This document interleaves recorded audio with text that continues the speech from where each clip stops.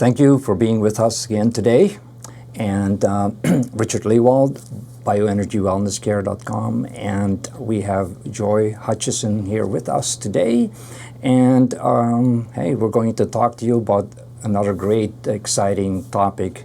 And guess what? Everything is energy. So we're going to delve into how energy and things that work for us, so creating harmony, can contribute to our overall well-being, whether it's physical, mental, emotional, okay, because this is all part of who we are. And we need to address all the different layers and get more of a balance, again, more harmony.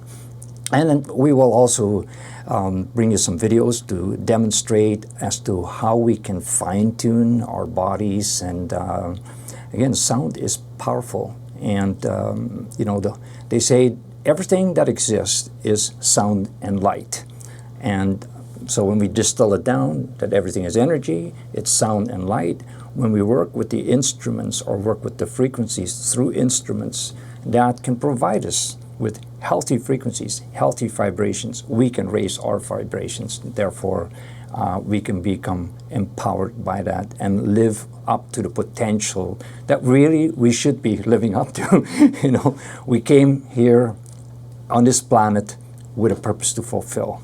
And so much of that we've lost. We've been in disconnect, out of harmony, really. And so the whole exercise of what we're trying to do is to bring knowledge, and a lot of this knowledge is not being new. It's thousands and thousands of years old. New/old. New/old. Yeah, exactly. And I think that that's kind of exciting because it is truth that is all around us, and you cannot squash and cover the truth. They might attempt to it, but after a while, it's just going to come popping back out. So I'm really happy to have you here with us today. And maybe share some of your background, how you got into all this and what you're doing for yourself and how you're helping other people through this. Thanks. I'm visiting up here in Canada, visiting a friend, and I live in California now. I'm Joy. And I have been a lover of music and a musician my whole life, singing little songs and dancing around. And then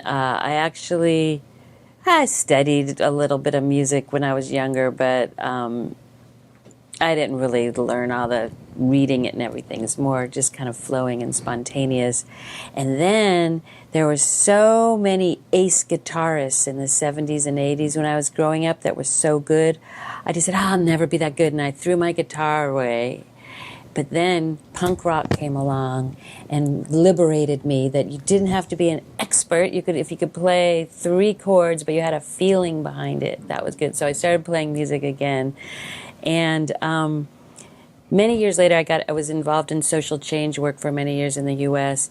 And I went to school. I went back to grad school at a place called the California Institute of Integral Studies in San Francisco, which is a fantastic, amazing place. Look it up. And I studied philosophy, cosmology, and consciousness there, a real career track degree.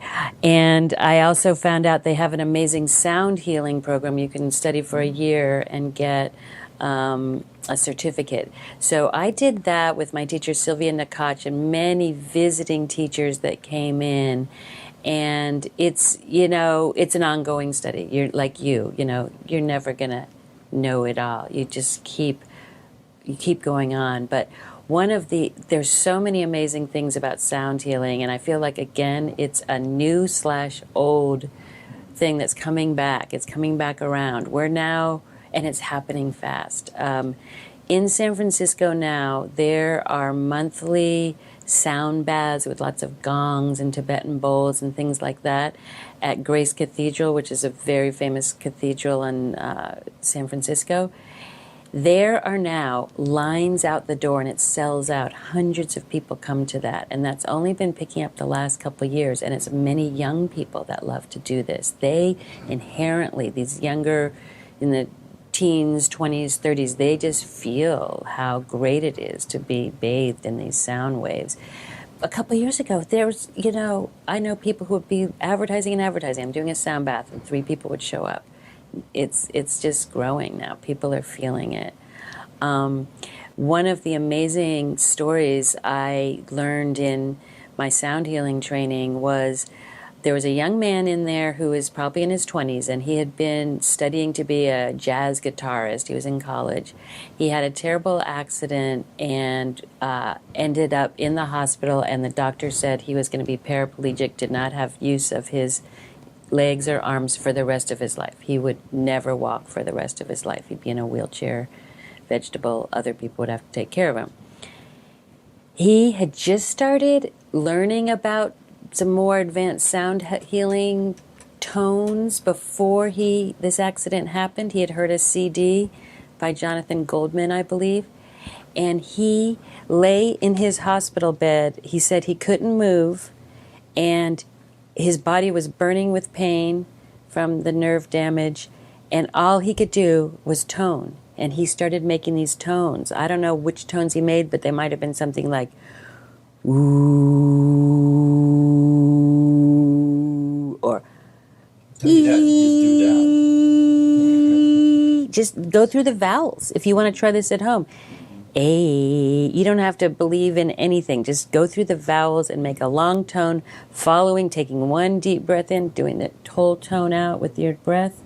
Maybe using, I was going to say use your hands to help move the sound, but of course he couldn't do it. My friend couldn't do it. Do you know, he toned himself into wholeness, and he walked out of that hospital in 3 months. Now he wasn't walking, smoothly, but he, over the years, he has completely, no one would know that he was once a paraplegic. And he says that he does not regret the experience at all, because he's like, how could I prove to myself that sound healing works unless I had to do it on myself? And now he does all kinds of work like this. In fact, he's one of the guys that sings at these big events that happen at Grace Cathedral sometimes. That was beautiful. And he didn't even tell us that right away, but, he was in the thing. I know there's another great story that you want me to tell about the tuning forks. Do you want me to tell about that? Sure. What are tuning forks? Do people know what tuning forks are? Show them. We have a whole set of them here. You got some there too. I got different ones. They're about the same. But About the same. Mm-hmm. See, they all come with a different feeling. This one's sort of a strange and mysterious feeling. But these are some really nice tuning forks. The man who developed them is one of our teachers in the sound healing program, who I would highly recommend to anybody to ever study with him. He does do workshops around the world, actually.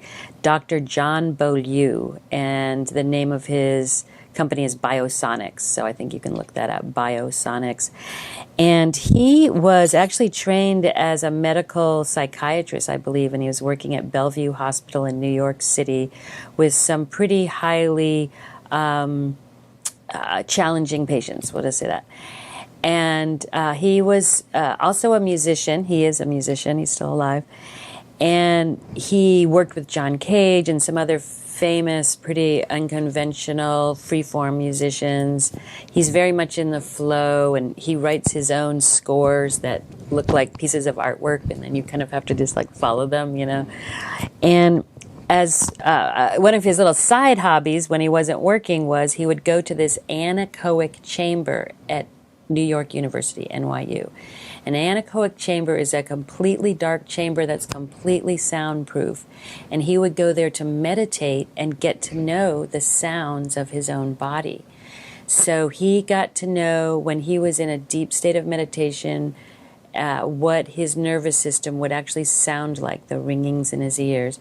He would get to know his circulatory system. He got to know his breathing, respiratory system. He just really got to know what his body sounded like when he was at a resting, calm state. Okay, that's all great. One day, he had some kind of an altercation in a subway before he went up to the anechoic chamber. And when he sat down to meditate, he noticed things were all not at base. But he happened to have 2 tuning forks with him. And this was, again, before all these tuning forks were developed for healing. The only tuning forks that were widely available to the public were the A and the C, because musicians used those to tune their instruments. And he always had them with him because, again, like I said, he was a musician. He is a musician. He found himself sitting down all scrambled, and he happened to reach for his tuning forks. He just struck them once and listened to them, and zoop, his nervous system, everything went back to baseline calm like that. And that really intrigued him. He was, okay, how can that work so fast? You know, I thought I would have to do stretching and movement and breathing and all this stuff to calm myself down, but yet, ding, that worked. So he started working on this with his patients at Bellevue and, you know, just trying to note and see if there was any difference. He found that it would generally calm them down. And one day he was actually on call in upstate New York to go to another psychiatric facility up there. And he had the tuning forks with him, and he was pulled over by a state trooper for speeding. And the state trooper came up to his car, very gruff. He looked in the car. He saw the tuning forks on the seat, and he's like, what are those? And he's like, they're tuning forks, sir. I am a therapist, da-da-da-da. And he's like, get out of the car and bring those with you. Come to my car. And John thought he was in trouble. He went to the car, and the police officer, without saying anything, pulled out a tuning fork of his own that he had in the car. And it turns out that the state troopers used a tuning fork to calibrate their radar machine. I don't know exactly how it worked. But what he wanted to talk to John about was the fact that once he tuned the radar machine and got it all calibrated, he didn't even need to look at the number on the radar gun. He would know exactly how fast every car was going by, to the number. And he tested it with John. He didn't look at the radar gun, and John did, and he's like, that one's going 55, that one's 77. And he got it right every time. And so the guy was kind of embarrassed to ever tell any of the other police officers that information, and he was glad to find someone he could talk to about it. So it turns out he wasn't in trouble. They actually became friends, and curiosity, exploring this phenomenon. What did that mean? Did he tune his body to the radar gun? What's going on? And in the course of this highway patrolman introduced him to the company that also happened to be, you know, in the U.S., in their area, who manufactured the forks for the highway patrol. And John started working with that company on metal alloys and things like that. And that's when he came up with his, it took a while, but he came up with a good, it rings for a long time. It has nice overtones. It really goes for a long time. And so that's one of the reasons we have all these tuning forks now, is that all that set of happy accidents and synchronicities and everything, which I think is fantastic. And I think for a lot of people, you know, some of these ideas, sound healing and everything's kind of like almost like woo-woo to some people. But the fact is that, you know, universities are involved in developing, you know, the knowledge actually. And then you go back, they say in the 1900s, like the Smithsonian Institute, it's got like hundreds of these tuning forks, because typically science in the 1900s used tuning forks all the time. But now we got all the electronics, so right, we to do it, you know, we do it that way, right? Yeah. But turning back to tuning forks, the beauty of it, you maybe just have one or two, yeah, and you can utilize them. You don't need any power, just have it, take it out, strike it, and hold them near your body or put them on certain centers. Yeah. And that can very quickly, you know, bring you back into harmony. And that's where we want to be. Right. And the two that are the best for bringing you back into harmony is using the C fork and the G fork together. That's the harmonic of a fifth, if you know music theory. You know, there's seconds, thirds, fourths, and fifth. And for instance, a fourth, it's not quite as calming. It more like gets you a little bit more alert. And I found out in Germany, they've set all their alarms, or whatever you call it, sirens on their fire and police trucks to the fourth, because they want people to be a little bit like, what's coming? You know, I got to move. They don't want you to be like, that siren sounds so great. I'm not going to move anymore. But I think that's, we know about dogs, right? Sirens go on, and certain dogs, like, they start to howl. Howl with it. I know some dogs like that. But yeah, it's really, he's a great teacher. Like I say, I recommend him. And, he sells these forks and everything. But he was like, honestly, if you don't have a lot of money, you don't need to buy hundreds of forks. You can get the C and the G. Ring them when you wake up in the morning. Ring them when you go to sleep at night. You're good. You're just setting calibrating yourself. Right. Well, yeah, it's just so amazing to me to, again, I'm just an explorer. Yeah. Open up to ideas, Yeah. and some of it I've visited before, but it just gets more interesting. And then, me connecting with you, okay, there's a person with so much more experience in this area. Yeah. And hey, we're all about sharing stuff, and that's what we're doing through these videos, so we can raise their awareness, people can empower themselves more so. And I almost feel like, let's say this basic set, that'd be just, if more people had it, or if everybody had it, and like you say, you do it when you wake up in the morning and you go to sleep at night, because wherever we go, we're now being bombarded with frequencies and vibrations, and many of them are creating disease, disorder, especially disharmony, in the cities, right? Yeah. Yeah, again, especially in the cities. And I mean, just think of the nature of music, right? I mean, music, you go into a mall, music is being played there. Wherever you go, we're being affected. And the nature of this knowledge, how they basically changed the musical scale, right? We Not went all from music 432 to 440. Right. And Joseph Goebbels knew what they were doing. Right. So, because they had massive propaganda programs. And I just think today how much propaganda is being thrown at us, and if they can create this harmony that way through the music and everything else, these frequencies are very subtle. Yeah, people are catching on to it too. I finally I was digging around for the C and the G so you can see what it sounds like. I hope it picks up. And you can, oh, to my mic, I forgot about my mic. Okay. And then you can also,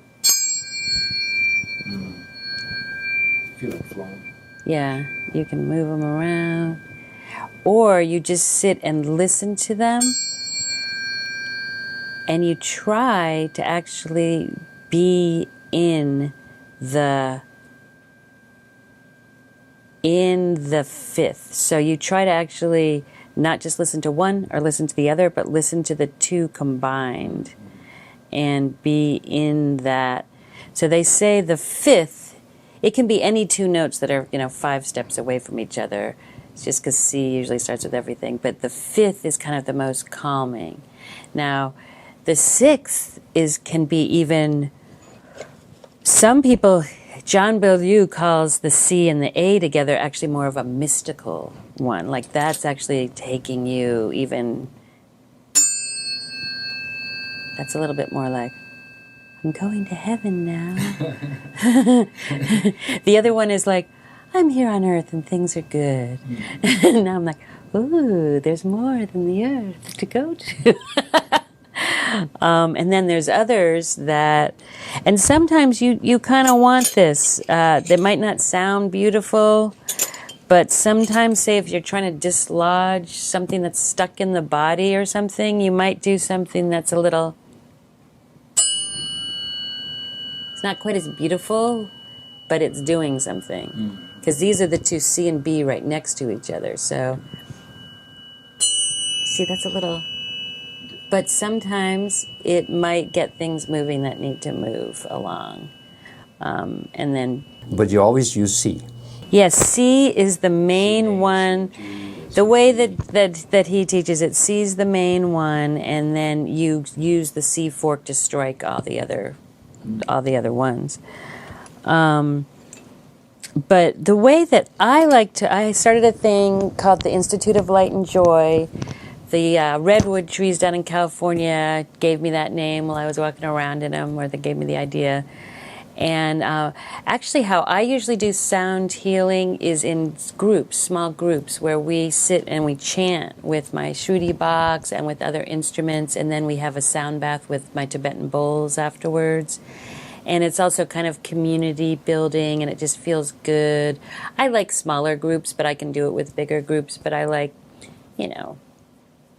5 to 10 people, and then that creates a really nice field when everyone's toning and singing together. And I like to do it where no one has to memorize. They don't have to look down at a piece of paper and sing a song that they're looking at like this. Every once in a while I'll pass the words out, because I do teach a lot of songs in Sanskrit and things like that people aren't familiar with pronunciations. But what I feel like is that really gets you in your head, into your mental body, when you're reading words on a paper and holding it and your body's not flowing. One of the things that my teacher Sylvia Nakach really teaches and emphasizes is we do body warm-ups and stretches and stuff before we start, and especially the hands, the arms. I'm sorry to say that. The body is flowing with the music, and you're letting the music into your body and your breath, and you're flowing with it, especially with the arms and the hands.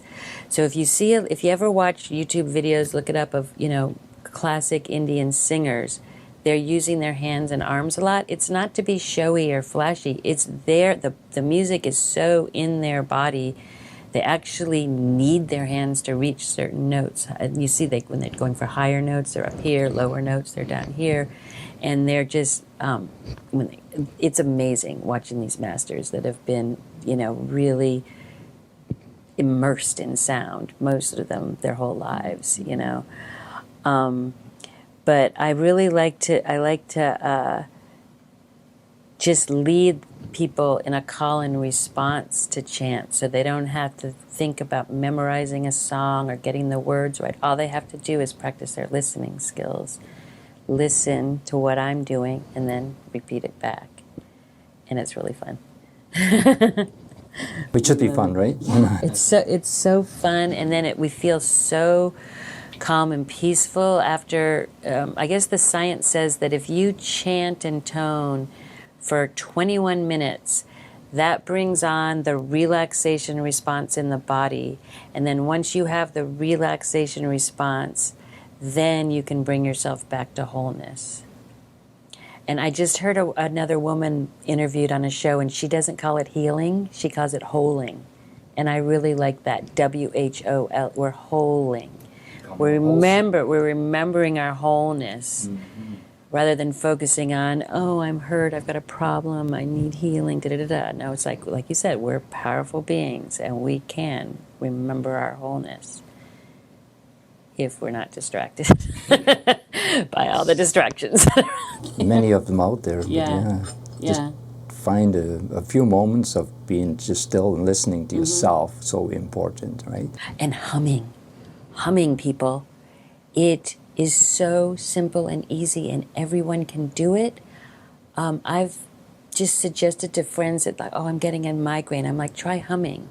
And they hum their migraine away before it even starts. Just, You can do that in public. You can do that anywhere. I do it all the time. No one has to know you're humming.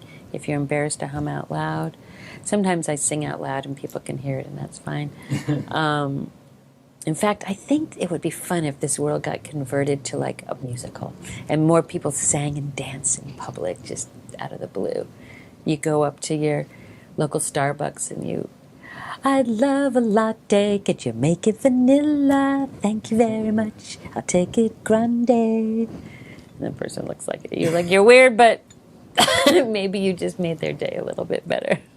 Well, and do it with a smile. You know, I always, when I walk into places and someone is serving or whatever, or opening the door, if there's a smile walking in, I'll walk up to those people, right? So when we can, because we're transmitters and receivers. You get what you give. Right? You get what you so give. We can flow that energy. Yeah. And we're coming from a happy state. Yeah. We can flow that. You Yeah. know, people look at your eyes, they look at your mouth. Wow, Yeah. that's amazing. So we can raise our vibration in so many different ways. Yeah, that's the thing. Is you're right. How do we learn how to raise our vibration? And it's different ways are better for some people than others. You know. And that's why my approach to looking at health, healing, you have to look at it from a complete holistic way. Yeah. And, you know, in our modern model of medicine, it's too fractioned. Yeah. You got this specialist, that specialist, Yeah. that specialist, and you go off to the specialist, and he just looks at the one area Right. where everything is connected. So we need Yeah. to find in the whole thing, the healing is happening Yeah. from the body, through the mind and Right. everything else, right? The vibration goes up, body gets into harmony. Right. By nature, we want to be healthy. Yeah. So, And I think I know so many stories of in the, what do you call it, the allopathic model or the Western model, bless their souls and bless everyone. The way a lot of the information is delivered to someone with serious diagnoses and things like that is pretty, like, puts people in fear, trauma, just right there. Now, the other side of that is often, if you go back to that, and it's happened to me too, and many people I know, it actually was the kick in the pants that person needed to head on a different direction. So bless those, that fear-based as long as you can use that to bring yourself into another state where you're not in fear, because you definitely can't heal when you're in fear. I would say that's probably, I don't even need to have any scientific proof for that. but I think it's can be quite evident. You know, you see people, what happens, they're in fear and whole nervous behavior and And reaching out for any solution they can try to find, or shutting down and just depressed and like giving up. You know, so that's why it's important for community, you know, to have other people around you that can help boost you up when you need that. And luckily, it seems like in my life, I've gone through dark nights of the soul, but I'm always in a good place when there's someone close to me that needs me, because I think somehow there's a divine plan where it's staggered when we go through our different, healing crisis or whatever you want to call it. So luckily not everyone's going through it at once. But I do have to acknowledge that here in August 2019, on this planet right now, we are going through a major shift in the entire planet and the vibration of the planet, and it's actually raising up. And it's headed to things are going to get much better. But what's happening as the vibration is increasing, it's bringing up a lot of stuff that needs to be healed. So probably everybody that's watching this, we all know people going through stuff, including ourselves right now. And I think the reason I love doing this and what I do, especially just with my voice, is a way to bring myself back to center so I can be the calm in the storm and hold that calm center. And I think that's a really good thing for us to all do. If we want peace on earth, we have to learn how to bring ourselves to peace. And sound, for me, is one of the greatest ways to do it. Of course, walking in nature's. The next one being around animals, loved ones, kids, nature, plants, and sound. Pretty good. Oh, then good, nutritious, healthy, organic food, of course. Good air, good water. good attitude. Good attitude. Begins all with that. Well, that's a great story, and as we continue to be here, keep on learning. We have more to share. Yeah. That's what we want to do. Yeah. Right? Yeah. So. And the interesting thing about being alive on the planet right now in these change times is it's interesting. Yeah, it's opportunities. With the Right. challenges comes opportunities. Yeah. So it's kind of like, okay, maybe we need to wake up to the facts that everything is not really good, right? And hey, let's play the part that we need to be. It's just like, again, we are instruments. Yes. And if the instrument gets out of tune, Right. you You just have to tune your body. Just like you have to tune any instrument. You have to tune your body. Your body's an instrument. And we have the power with us, and we actually don't even need that many complicated and expensive tools, you know. We, like I said, humming's free. You can hum, you know. Anybody can hum. I hear a lot of people saying, I can't sing, which is hard to hear, but usually it's that someone told them. There's so many people out there that you hear these stories of, like, I can't sing because my third grade teacher told me I couldn't sing, I was out of tune. And they've been denying themselves this wonderful ability that they have with their own voice to hum. There's a particular kind of humming. One teacher taught us, Pat Moffat Cook, and she goes like this. She puts her lips out a little bit. Try it. And you put your finger on your nose, and you...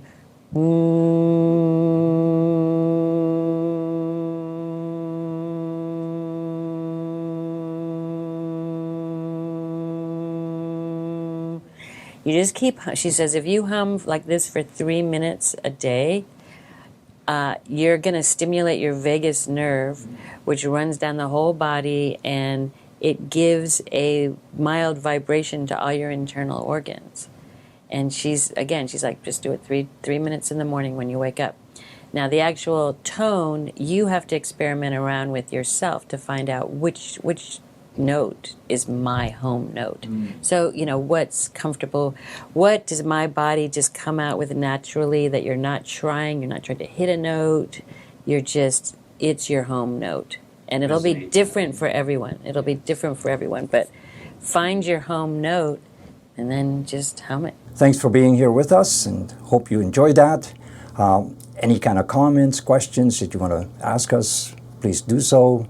Also subscribe so that you can keep on following some of the other videos, and because what's more important now is that we're going to do some demonstrations with the forks and the singing bowls and so on. So you will find the link in the description. This is Richard Lewald, bioenergywellnesscare.com, and we have Joy Hutchson, and we'd like to thank her for coming up here from California, and you're soon to return there.